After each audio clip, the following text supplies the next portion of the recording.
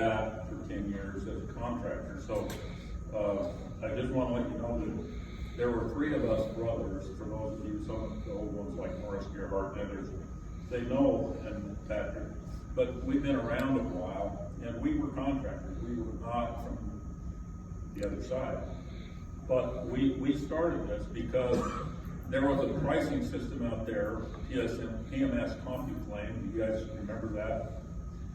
Okay, they said, well, this house is in an affluent neighborhood, so it's a type 3 house. But you know, you can have a mobile home with nice countertops in it, right? So we were contractors, and we put together the best thing we could. And our concept then, and still is, that we were getting surveys from PMS CompuClaim asking us how much we wanted to charge for a light fixture to be attached when we said a light fixture. We said, this is kind of silly, really, because what they ask us and what reality are probably 2 different things. How somebody would normally respond to that as a contractor. We need to know what people are using in the estimating process. So in those days, we used 5¼ inch floppy disk. We used the back of FedEx truck out. In our early days, we would fill it up with feedback disks. We sent them out to every customer we had. And frankly, I think we had better response in those days than we do now. Currently, there's a feedback tab in Xactimate where you click it up and you feedback your data. But our concept is that you as contractors will look at your costs and look at our rates, which we consider as accurate as anything out there. And I want to say in our defense, and this is part of my defense yesterday, is when I used to use a typewriter and an RS Means book and a home tech book, we used to call it the gospel according to RS Means, right? Now they say it's according to Xactware. This is not a problem that didn't exist when we were using books. It's always going to be a problem as long as somebody's paying and somebody's receiving.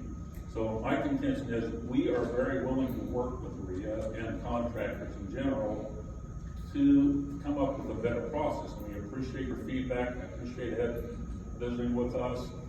And can we do a better job of surveying? Perhaps we can. That's where this comes to some value, and I appreciate that.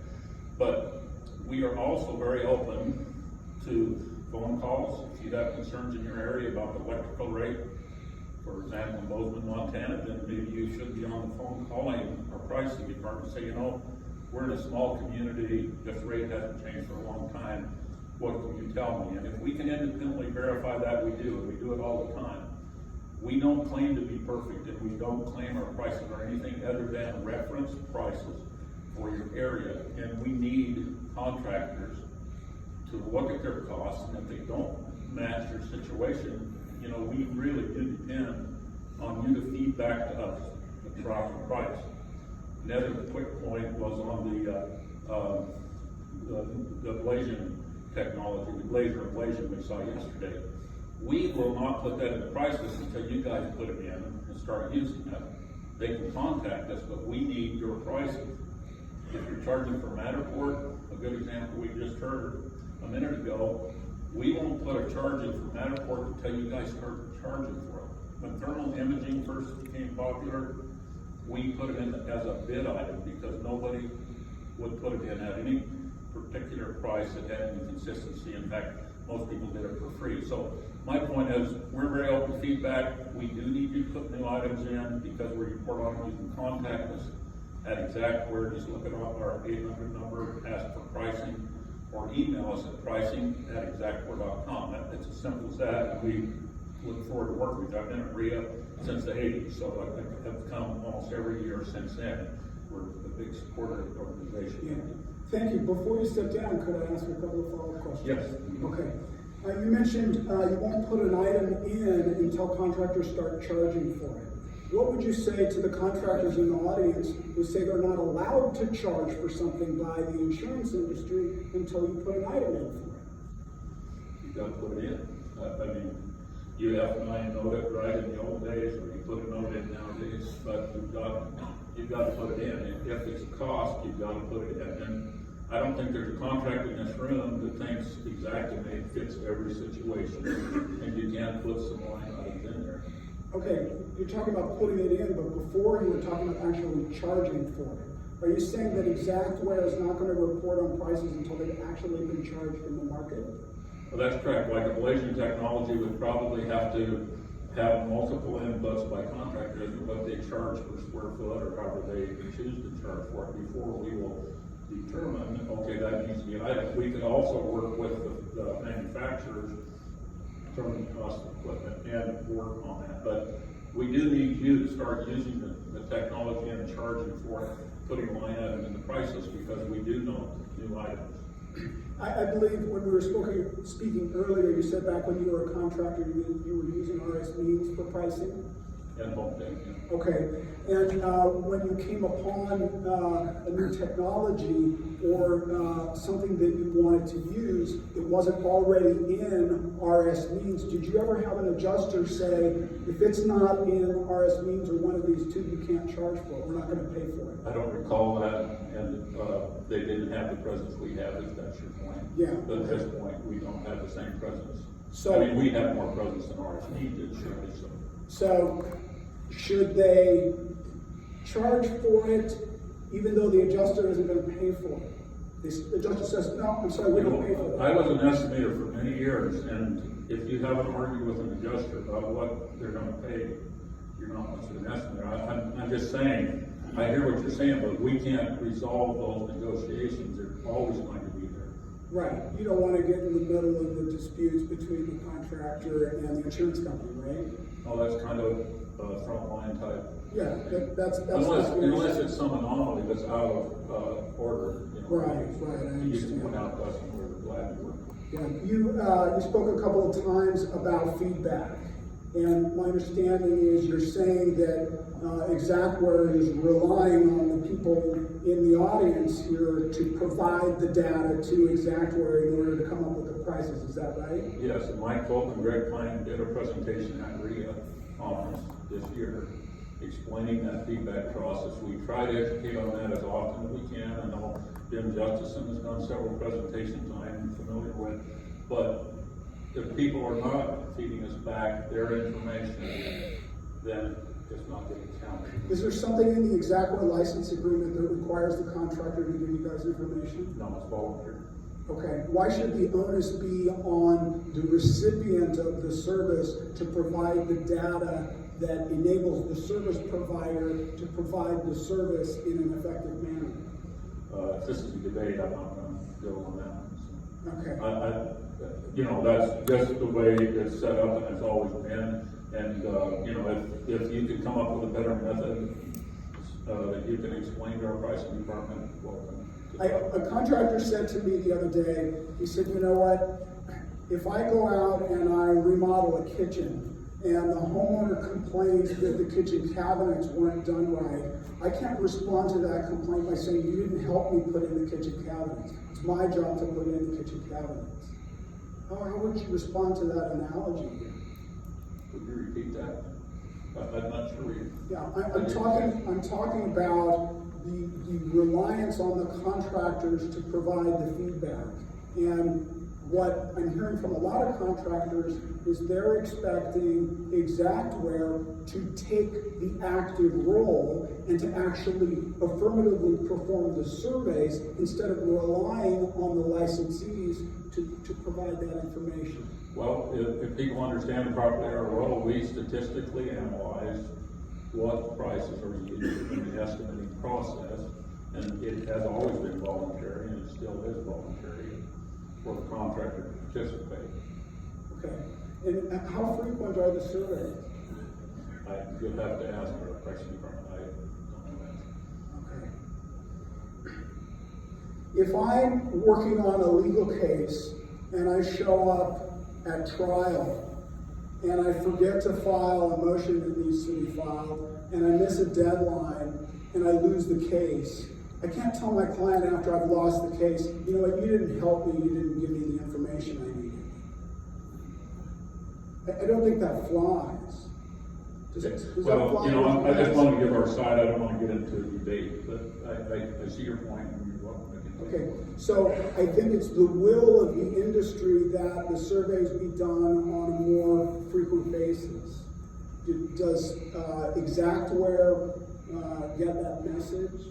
I think that's noted, and it's not something I heard from you. I heard from Mr. Springer.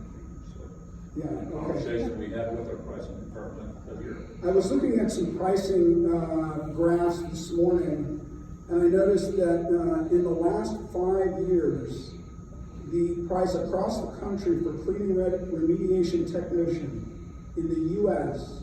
only went up 8% in 5 years.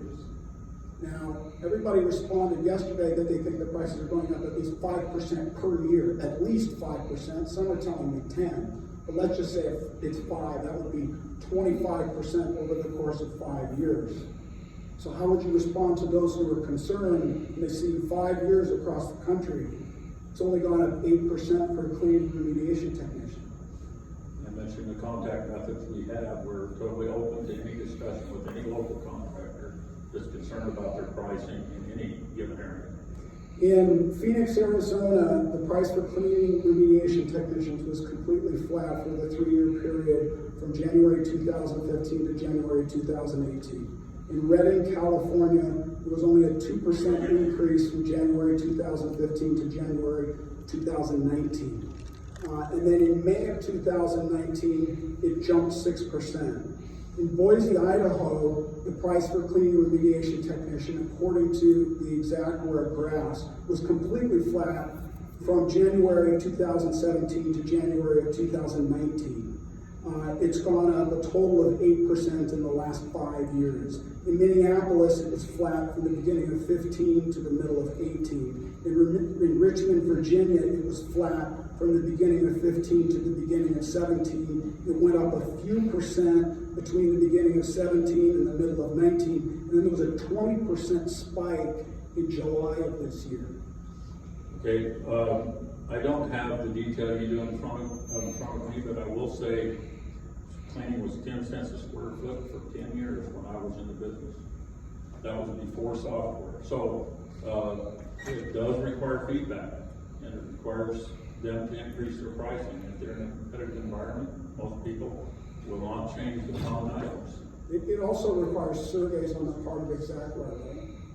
To some extent, yeah, but we do report on what they use in their estimated stuff. So is the feedback the primary source of data that's being used as opposed to? I know we have a statistical formula we use that was developed by Dr. Bruce Brown and Larry Walters in our early days. It's a cluster analysis you referred to yesterday. And I don't know what the weight is. We have depended more and more on surveys as the larger we become. Ladies and gentlemen, Greg Pine at Xactware has repeatedly assured me that Xactware has no incentive to make prices too high or too low. They have emphasized repeatedly that it's very important to opt into the email price inquiries that Xactware has. You have to actually do that, and you will hopefully start to receive some inquiries from them. I want to see by a show of hands of the contractors in the room, who of you believe that you received a pricing survey at any point in your career from Xactware before the AGA was rolled out this year? How many surveys people received? Come on, raise your hands. There's 1, 2, 3. So we got about, what do we have here, Steve? About 100 people? 3%.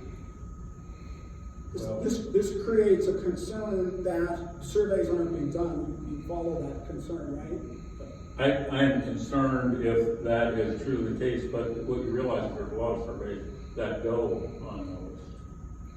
So we do the feedback process. That's all done on most program work and other work all the time.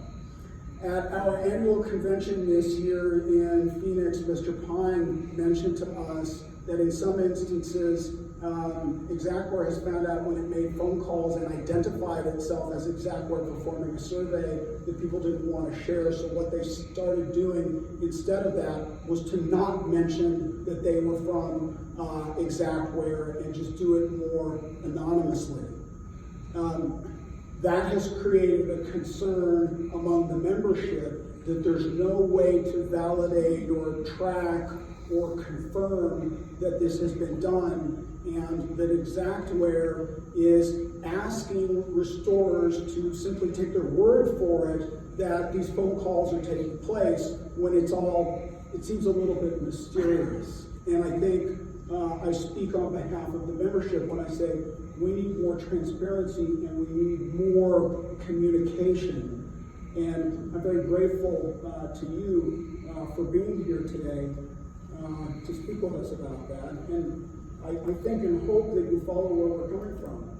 Right? Yeah, your concerns are noted, and we're glad to work with you. Okay, who has questions for Mr. Loveland? Yes.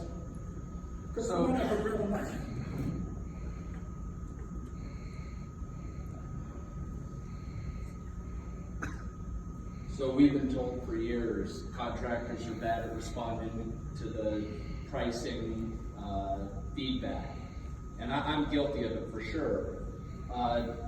If we're about 50% of your customer base and the insurance company side is about 50%, how good is the insurance company side at providing feedback on pricing, especially compared to the contractors? You know, I don't have the percentages at my fingertips, sorry. I can respond if you want to give me your card or whatever, I can find that out. A lot of contractors are concerned, Mr. Loveland, that the price for cleaning and remediation technicians remains flat, because when a survey is done, the contractors are just reporting back Xactimate's prices back to Xactware. And this is what some have lovingly referred to as the circuitous death loop. This is very, very different for our industry, as I'm sure you're well aware. When you're doing a survey with HVAC, plumbing, or electrical, you're talking to trades that are not reliant on the insurance industry. Okay? Most of their work does not come from insurance claims, and so they're not mandated to follow a particular pricing structure.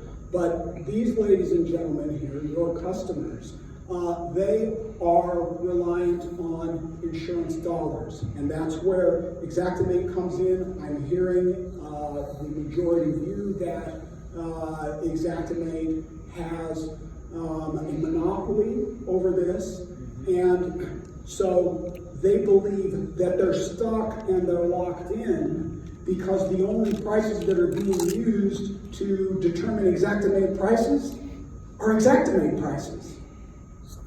How do we break that loop? Feedback. You've got to have the nerve to charge what you need to charge. The adjuster says, I won't pay for it, we only pay Xactimate prices. It's not about nerve, it's about getting paid, right? So they're not going to want to issue any check whatsoever unless you bill according to Xactimate. That's what they're stuck with. I hear what you're saying, but I've been in their role for many years, and I know it's always an argument, and I know you can win many times as long as you explain yourself. Okay, we're out of time. Thank you very much, Mr. Thank you. Loveland.